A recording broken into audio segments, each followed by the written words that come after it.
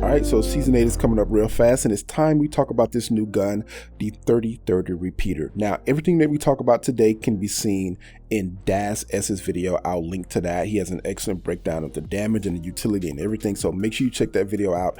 It'll be linked below. But this video is going to go more in depth of breaking down and interpreting the weapon and what you can expect for Season 8. So, 3030 Repeater. This is a heavy ammo gun.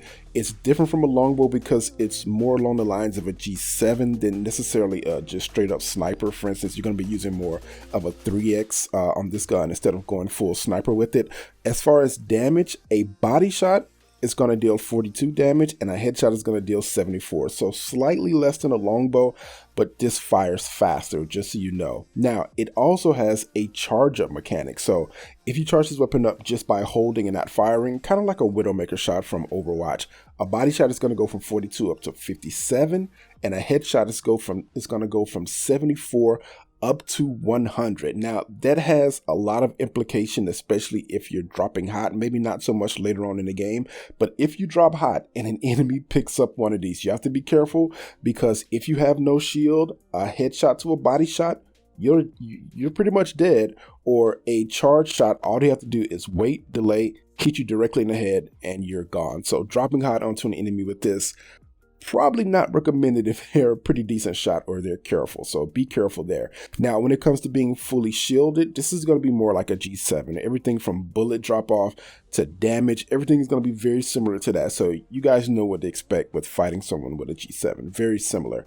Now, the other thing is, if you are fighting someone with this and they don't have the G7, what you can be conscious of is this weapon reloads individually. So if someone completely empties their magazine, you don't really have much to worry about, because you could just push them and they have to reload the entire magazine, because you have to reload individually, right? So when you put an extended mag on this, it starts with 6 shots, it goes up to 8, 10, and then 12 with the purple mag, and then with the gold mag it stays at 12. We'll talk about the gold mag in a second, but they have to reload individually. So if someone drops somewhere between 10 to 12 shots with the 3030 Repeater, you know they're reloading, and you could probably push them from a decent range. Just be careful of their secondary weapon.